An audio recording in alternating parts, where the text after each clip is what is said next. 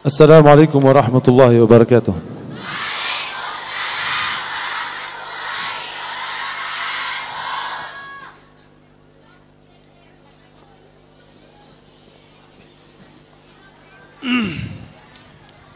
Bismillahirrahmanirrahim. Wassalatu wassalamu ala sayyidina Muhammad wa ala alihi wa sahbihi ajma'in. اللهم علمنا ما ينفعنا وانفعنا بما علمتنا وزدنا علما وفقها في الدين. Assalamualaikum warahmatullahi wabarakatuh.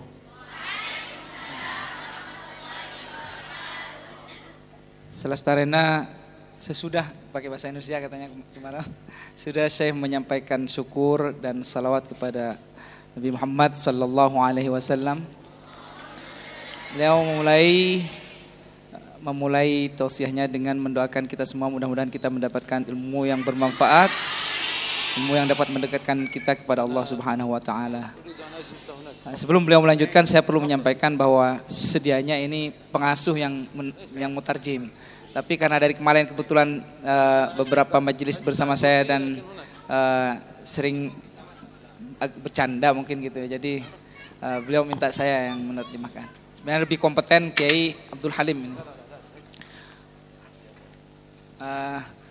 Beliau adalah putra dari Syekh Amin yang beberapa waktu lalu berkunjung ke sini ke Pondok Pesantren An-Nuqoyah, dan 1 tahun kurang lebih yang lalu beliau wafat, lalu mewasiatkan kepada putra beliau Syekh Muhammad Amin bin Muhammad Al-Zuhaibi Al-Jilani Al-Hasani untuk berkunjung ke pesantren-pesantren di Indonesia, khususnya di Jawa Timur ini yang pernah dikunjungi oleh almarhum. Jadi beliau ini pertama kali ke Indonesia dalam rangka menunaikan wasiat almarhum Waliduhul Karim. Mudah-mudahan kita semuanya tersirami barokah beliau. Amin ya rabbal alamin. Amin ya rabbal alamin. Qaddara Allah ma syaa. أنا لم أقرأ ذلك أولا، ولكن لأنني جلست هنا نية المرء خير من عمله. كنت أود الكلام عن شيء مختلف تماما عن هذا العنوان. الحمد لله أنني جلست هنا لأعرف ماذا يوجد أو ماذا يجب أن أتكلم.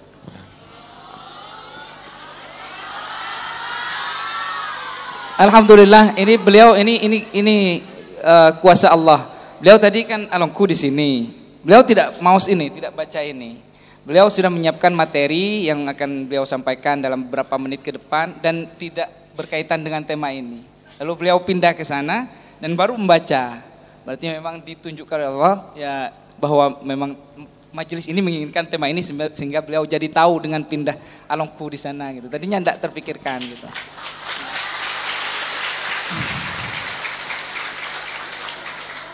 فقبل أن آتي إلى هنا دعوت الله سبحانه وتعالى وقلت اللهم افتح علي فتوح العارفين، ومن ترك شيئا لله عوضه الله بشيء خير منه. لو لم أغير جلستي ما قرأت العنوان، فكن على يقين أنك إن ما تركت شيئا لله فورا سيأتي الشيء الآخر الذي هو أفضل منه. Jadi beliau berangkat ke sini tadi ya dengan menyiapkan suatu materi dan tidak terfikirkan materi yang sudah disiapkan oleh teman-teman. Beliau dengan kejadian sederhana barusan ini menjadi bukti lagi bagi kita bahwa ketika kita meninggalkan sesuatu untuk yang dinilai lebih baik, karena beliau ya mungkin tidak biasa ya berhadapan dengan ini wajah-wajah yang ya mengandung apa namanya?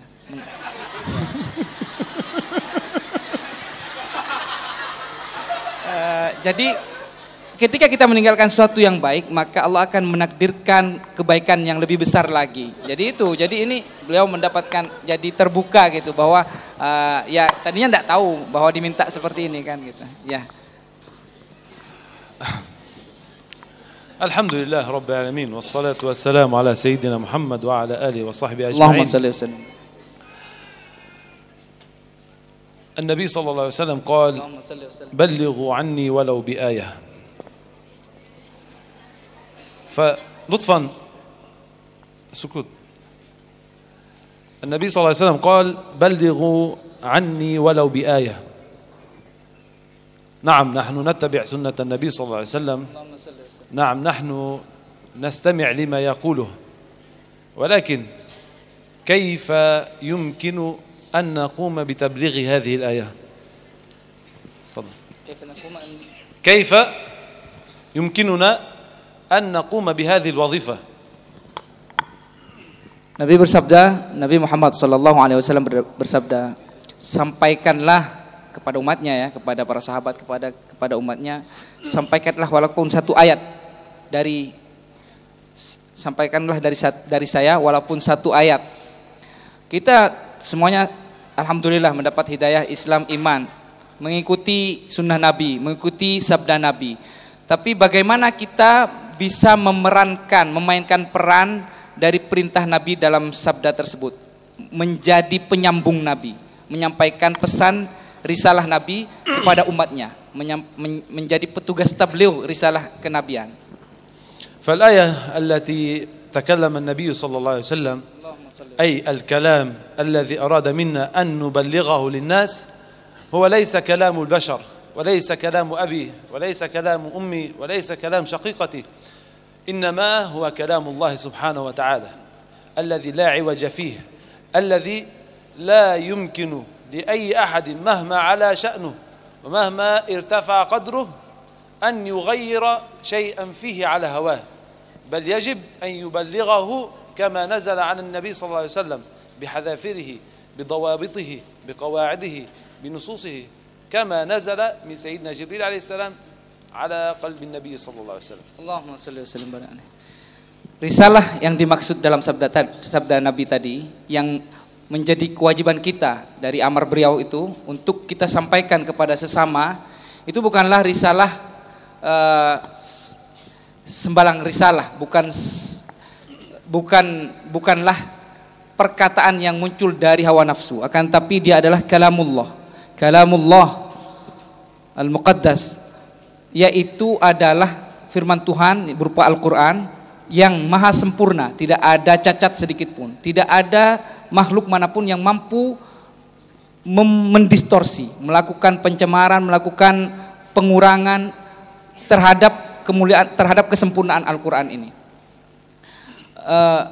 Inilah yang wajib kita sampaikan, firman Allah melalui nabinya, bukan perkataan Nabi sendiri, bukan dari orang tua Nabi, bukan dari orang lain. Ini semua adalah kewajiban kita untuk menyampaikan kepada sama, walaupun satu ayat yang kita mampu, yaitu kalam ilahi yang maha sempurna, yang tidak bisa kita ubah, siapapun tidak mampu mengubahnya. Nah, karena itu kita punya kewajiban untuk menguasai, mempelajari ayat-ayat tersebut yang akan kita sampaikan sesuai dengan apa yang diturunkan kepada Nabi melalui malaikat Jibril, dengan semua pengertiannya, segala detil maknanya, semua ketentuan-ketentuannya, patokan-patokannya, aturan-aturannya, memahami maupun membacanya. فكل العلوم في الدنيا تنقسم إلى قسمين، علوم فنية وعلوم علمية، يعني علوم تؤخذ من خلال القراءة وعلوم تؤخذ من خلال التطبيق يعني ما في معنى غير التطبيق.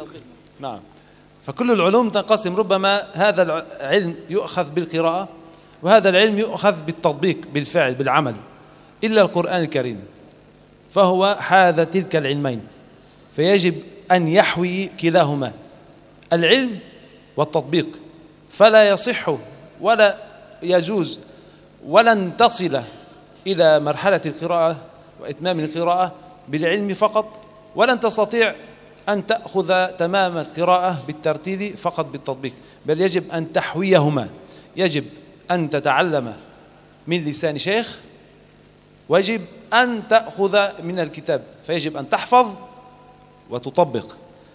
كل العلوم ممكن أن تحفظ وتفهم، علوم أخرى تطبق فتعرف كيف تصنع لكن القرآن الكريم لا يمكن أن يؤخذ من وجه واحد، يجب أن يؤخذ من وجهين، من الكتاب ومن الأفواه.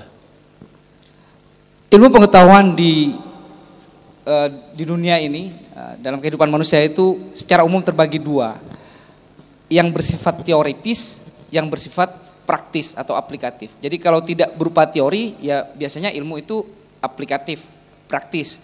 Ada ilmu yang dengan kita membaca saja lalu kita tahu dan cukup di situ. Ada ilmu yang kita dengan berlatih, dengan banyak mempraktekkan kita menjadi mahir dalam ilmu itu.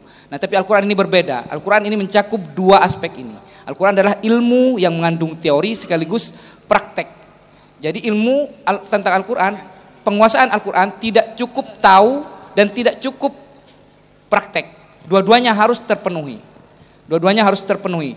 Jadi Al-Quran harus dipelajari melalui kitab, melalui bukunya secara teori. Kita harus tahu hukum-hukumnya, ketentuan-ketentuannya.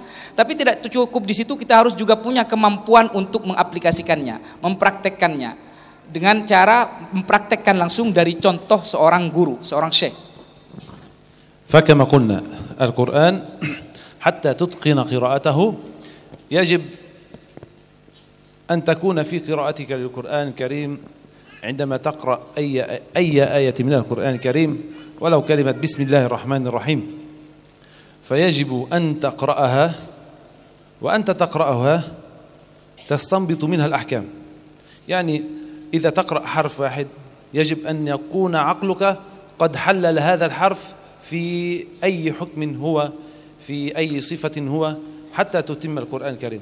يعني يجب أن تحفظ أحكام القرآن كما لو تحفظ اسمك.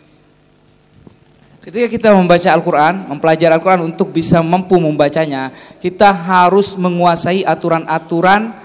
Bagaimana misalkan kita membaca basmalah, ketika kita mengucapkan satu huruf saja dari huruf-huruf basmalah itu, setiap kita mengucapkan, mengartikulasikan satu huruf misalkan dari huruf-huruf itu, kita penguasaannya harus luar kepala, sebagaimana kita mengenal, menguasai nama kita. Ketika kita menyebut misalkan ba, sin dan seterusnya, kita harus dengan kemampuan atau penguasaan luar kepala tahu sifat-sifat dari huruf ini, bagaimana ketentuan mengartikulasikannya. Artinya kita tidak perlu berpikir lagi karena kita dituntut untuk bisa mengaplikasikan, mempraktekkan, membacanya dengan cara yang benar sesuai yang dituntunkan oleh Allah Subhanahu wa taala kepada Nabi Muhammad. Sehingga tidak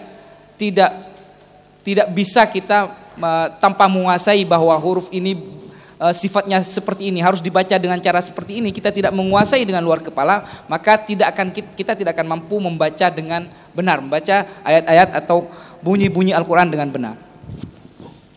وبالتالي على كونهم بما أنهم فتيات فطابع الحياء يغلب عليهن، هذا الذي أعرف، لكن الآن هم لا يبدو ذلك. الآن هذا تترجم تخبرهم ذلك، هذا لا يبدوه لا يظهروه الحياء.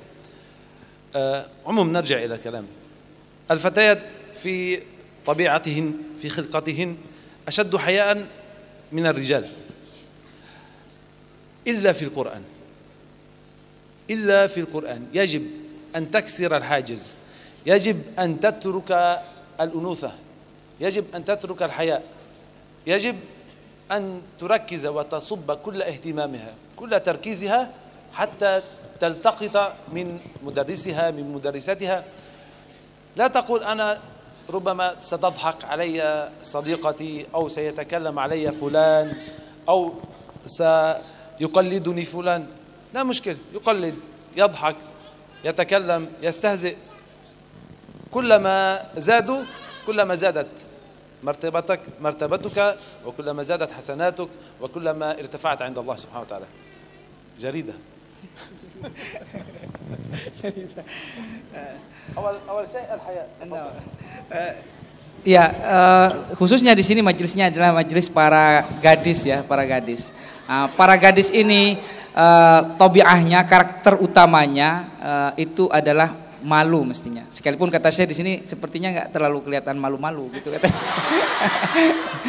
Tapi enggak apa-apa katanya. Sesuai majelisnya ini adalah ta'lim qiraatil Quran. Kata Syekh untuk bab belajar Al-Quran, bahkan gadis sekalipun yang berhias malu pada saat belajar Al-Quran, maka hiasan ini harus ditanggalkan, harus taruh dulu. Tidak perlu malu kepada siapapun dalam majelis belajar, apalagi kepada gurunya. Ya, semestinya Syekh lazim an tuqabil huna ya. Majelis Al-Quran ya. واصل أنا أسمع أنت تقول تقابل اسمع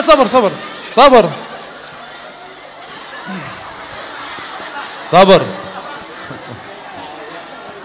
حتى تلتقط منك أحسن ما يكون من الدرس يعني. أنا أقول شيء اسمع يا فتاة اسمعي. هي تريد أن تصل المعلومة إليها ناقصة أم تريدها كاملة؟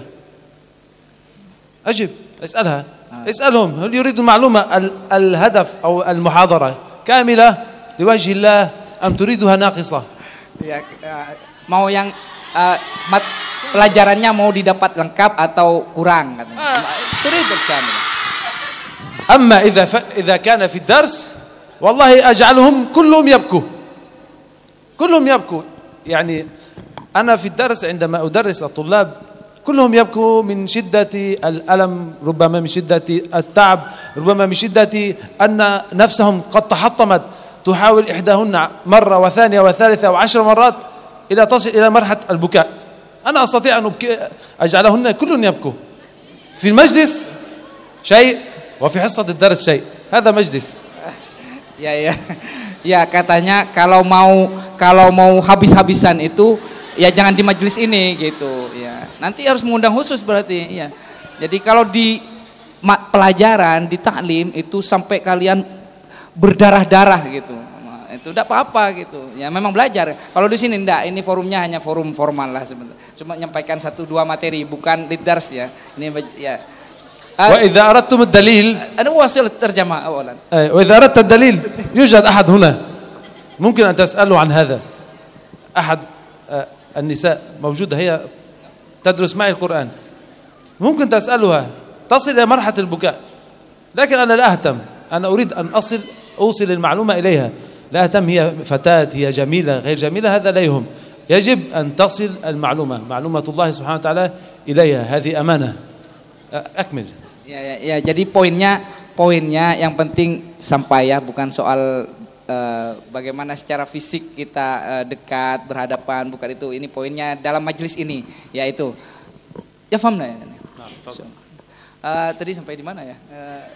Malu ya. Jadi kalau untuk Al-Quran maka tanggalkan hiasan malu yang merupakan hiasan utama para gadis ini. Ya. Di luar itu jangan pakai lagi, ya, dipakai yang banyak. Nah, karena kenapa untuk mendapatkan tadi pengetahuan tentang Al-Quran itu ya tidak cukup dengan membaca saja. Dia harus berjuang, harus melawan jerih payah. Bagaimana menyerap dari contoh yang dibacakan oleh syekh, oleh guru itu. Bagaimana contoh yang pelajaran tentang cara membaca Al-Quran yang dicontohkan, dan itu membutuhkan ketelitian, kesungguhan. Kadang kita mungkin diketawain karena mungkin bacaan kita. Nah, itu abaikan. Fi hadhil amaliyah, dalam proses belajar Al-Quran itu, maka rasa malu itu abaikan untuk mencapai kemampuan tadi ya, fanniyah wa ilmiyah fi tilawatil Quran. Wa na'khudhu min dzalika al-haya an la haya'a fil ilm. الصحابيات رضوان الله عليهن عندما كنا يسألن النبي صلى الله عليه وسلم عن الحيض وعن السترة وعن أمور كثيرة في أمور النساء كانوا يتخطون أمور الحياء. هذا دين، لا حياء في الدين. أما قول النبي صلى الله عليه وسلم دعه فإن الحياء من الإيمان، هذا في الأدب. أما في أخذ العلوم لا حياء في أخذ العلوم. أنا يجب أن أكسر هذا الحاجز وأن أجعل من نفسي قويا حتى أتلقى أكثر قدر من العلم من الشيخ أو المدرسة. Jadi seperti dalam kisah para sahabiat ya, gimana mereka menanyakan kepada Nabi rasa malu, misalkan ya mereka menunjukkan rasa malu dalam hal adab ya, dalam hal etika ya, itu adalah syarat, adalah merupakan keniscayaan bagi khususnya kaum Hawa. Tapi dalam beragama, dalam menuntut ilmu agama, dalam menuntut ilmu secara khusus ilmu agama, maka tabir malu itu ya ditanggalkan dulu. Tabir malu tidak perlu ada rasa malu dalam menuntut ilmu, begitu. Bukan tidak perlu, maka memang harus kita tanggalkan rasa malu dulu untuk menuntut ilmu, sehingga kita bisa menyerap sebaik mungkin ilmu yang ditransfer, yang diberikan oleh guru kita. Itu ya poinnya. وسأعطيهم مثال على أنه لا حياء في العلم. كلمة أو حرفين العين والألف، أكثر الذين أصادفهم هنا في إندونيسيا يخرج العين والألف من أنفه، هي يجب أن تخرج من فمه، فأنا أقول لهم أغلق أنفك وقل عا، جربوا عا Ya هكذا. itu أغلق أنفك بيدك ya, bukan ini antara lain kan ini kalau malu tidak bisa mempraktekkan begini. Kebanyakan katanya pelajar di Indonesia dari beberapa waktu ada di sini, beliau mendapati penyebutan misalkan huruf ain itu tidak sebagaimana mestinya. Nah, barusan diberikan contoh, coba untuk menilai ainnya betul atau tidak, coba ditutup ain dan hamzah ya, untuk membedakan itu, untuk alif atau lah. Nah, coba ditutup hidungnya, nanti bisa ketahuan itu bacaan teman-teman itu sesuai enggak dengan cara baca yang dicontohkan oleh Jibril kepada Nabi Muhammad yang seharusnya kita tiru gitu. فأنا الآن معهم في تحدي. صبر. أنا معهم في تحدي. أسأل الله سبحانه وتعالى أن يعطيني زيارتكم مرة ثانية. آمين آمين. ندعو الله. أنا معهم في تحدي. عند الزيارة الثانية يأتوني بحرف العين صافي من الفم كلهم. يعني أنا مرة ثانية الآن ليسوا في كثير أسمعه خطأ، إنما هو وليس وفي المرة القادمة أريد منهم أن يصلحوا هذه العين. ربما تعطي مثال نموذجي مرة واحدة يعني. العاديات. Ini contoh ain yang benar ya. Contoh ini direkam, katanya kalau beliau dapat kesempatan datang ke sini lagi, ini tantangan untuk teman-teman. Mungkin dibawakan hadiah nanti. Kalau nanti beliau berkunjung ke sini, nanti akan kalau dapat kesempatan berkunjung sini, nanti akan dicek lagi, akan diuji, ditantang sudah benar ndak ainnya. Ya mestinya nujarib al-an, yani nakhudh ba'dhan min huna li tutabiqnya. Ya, jadi ya gitu. Itu contohnya tadi dari Syekh ya. صبر. هم يتكلمون، اجلس هنا فليأتوا إلي. تفضلوا، تأتي أي أحدهم إلى هنا. تأتي إحداهن. Ada yang mau ke sini? Ayo. Ada yang mau.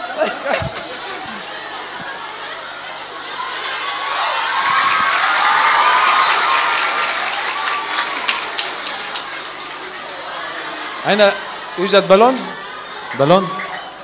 في بالون؟ ما في.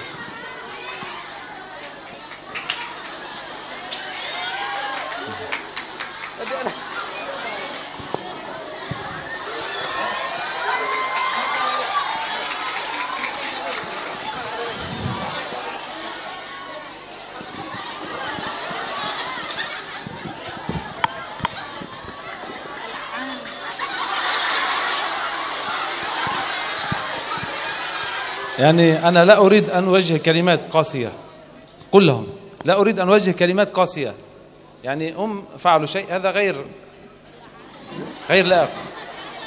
Ya ini apa suaranya agak lebih tertib lah kira-kira gitu. حرف عين فحسبه.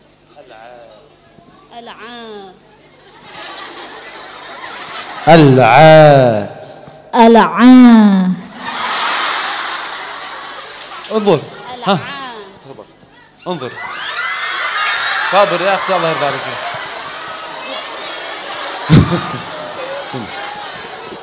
صبر. لقد قلت آنفا، صبر أختي، قلت آنفا ليضحكوا وليستهزئوا وليتكلموا كما يشاءون.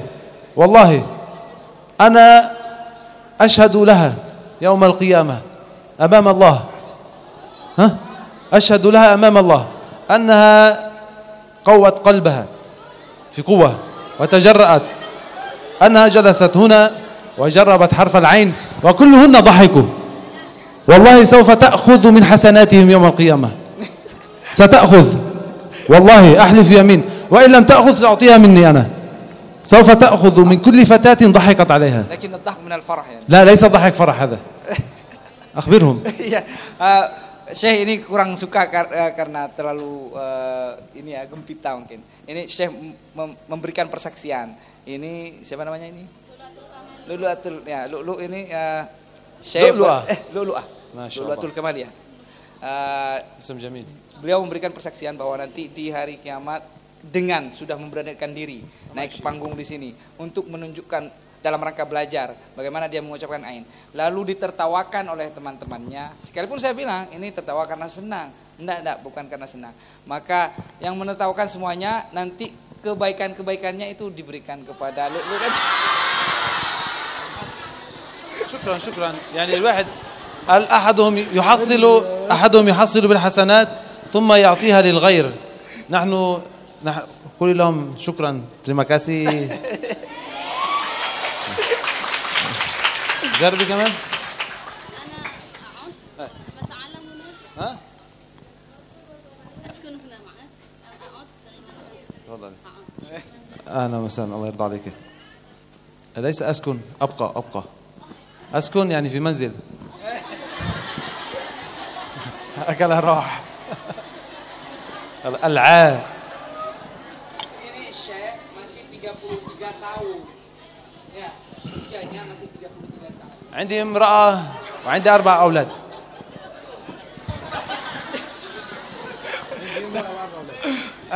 Beliau sudah berkeluarga, putranya 4. Wa sayatil katsir insyaallah. آمين. العاديات العاديات وليه؟ العاديات العاديات العاديات. ما شاء الله جيد، ما شاء الله. قليل فقط.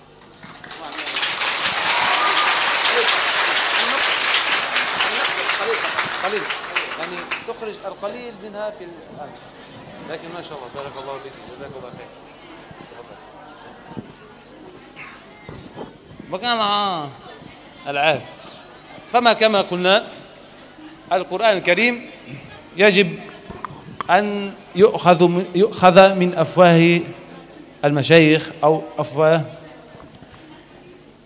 المدرسات، ولكن هناك يوجد آداب للقرآن وسنن للقرآن وواجبات للقرآن. أنا لا يمكن أن أترك آداب القرآن وأقرأ القرآن على هوى ما أريد. مثلا من آداب القرآن أن يرتدي ثيابا تليق بالقرآن، ثياب تليق بالقرآن، يعني ثيابا تليق بي عندما أقرأ القرآن. عندما أقرأ القرآن معظم العلماء قالوا من آداب القرآن الوضوء، من آداب القرآن أن تكون جلساتك مستقيمة، من آداب القرآن ألا أمزح وألا أضحك كثيرا عند تلاوة القرآن. فهناك آداب وسنن عندما تتعلم القرآن وعندما تقرأ القرآن. يجب أيضا أن تتعلم تلك الآداب وتطبقها. أنت تقرأ كلام الله، انظر ما هو الكلام الذي أنت تقرأه وتأدب معه.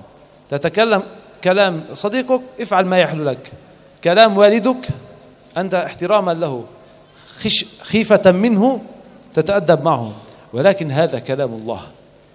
انظر إلى مقام المقروء وأدي إليه هذا الواجب. Belajar Al-Quran itu syaratnya harus dari lisan langsung para guru ya, dari seorang guru. Selain itu dalam berinteraksi dengan Al-Quran, membaca Al-Quran, membawa Al-Quran dan seterusnya, khususnya dalam membaca Al-Quran ada tata krama, ada norma-norma, ada aturan-aturan yang wajib kita perhatikan, baik yang bersifat wajib maupun sunnah. Tata krama, tata norma yang harus kita perhatikan. Seperti tadi dicontohkan,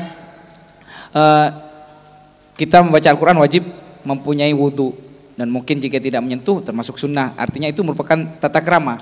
Juga dalam berpakaian, ketika kita mengaji membaca Al-Quran, maka pakaian kita harus pakaian yang sesuai, yang cocok, yang matching dengan apa yang kita baca. Yang kita baca adalah kalamullah, ya.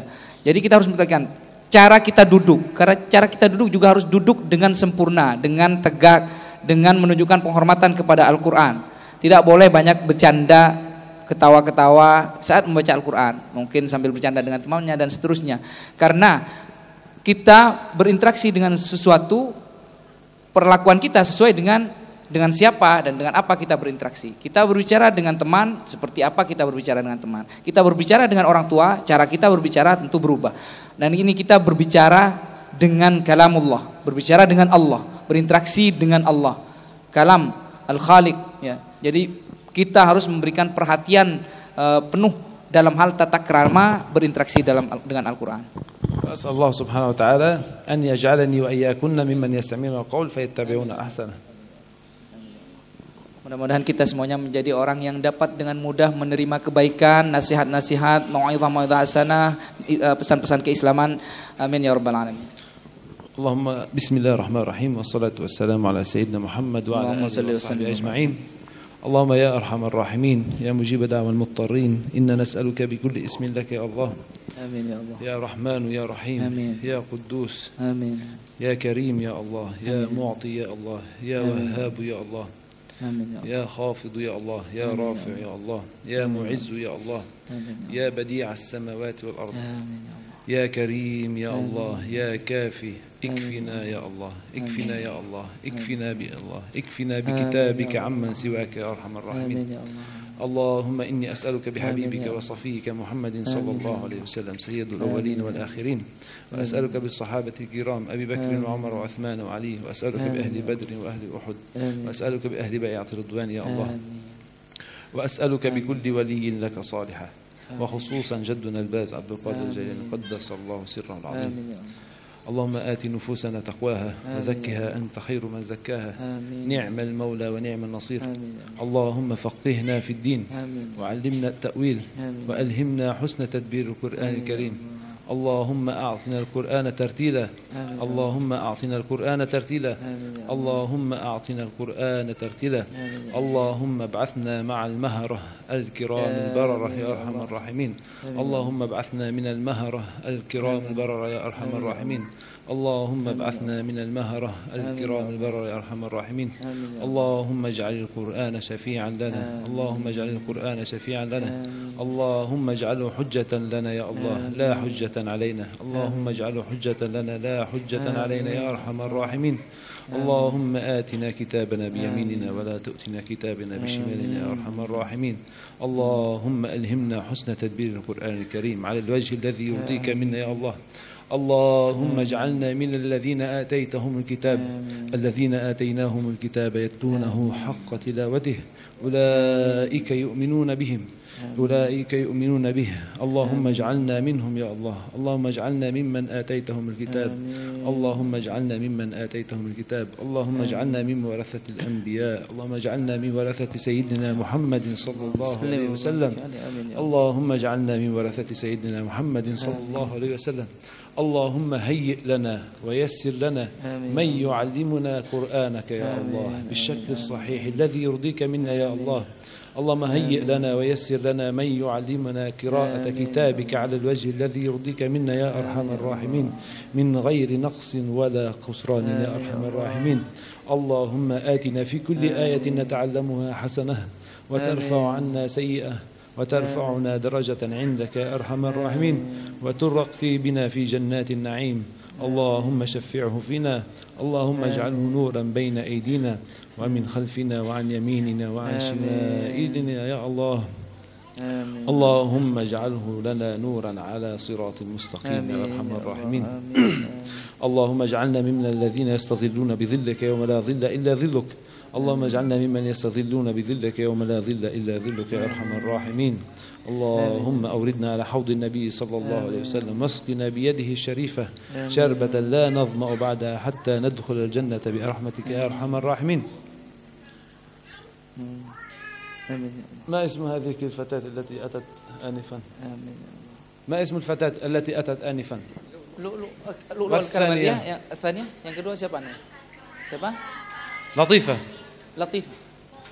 اللهم يا أرحم الراحمين إلى لؤلؤة ولطيفة آمين. نور قلبهما يا الله آمين. آتهما حجتهما يا الله آمين. اللهم كن لهما كافلا يا الله اللهم كن لهما حافظا يا الله اللهم حصنهما بحصنك المتين يا الله اللهم انظر إليهما بنظر العناية يا الله يا من لا يؤوده حفظهما احفظهما برحمتك يا الله تكفل برعايتهما يا الله تكفل بعلمهما يا الله نور قلبهما بنور وجهك الكريم اللهم أتمم عليهما علمك يا الله اللهم أتمم عليهما نورك الذي وعدته اللهم آتهم نورا يا الله من فوقهم ومن تحتهم وعن يمينهم وعن شمالهم برحمتك يا أرحم الراحمين إنك على كل شيء قدير وبالإجابة جدير نعم المولى ونعم النصير ربنا آتنا في الدنيا حسنة وفي الآخرة حسنة وقنا اللهم عذاب النار ربنا لا تزغ قلوبنا بعد إذ هديتنا وهب لنا من لدنك رحمة إنك أنت الوهاب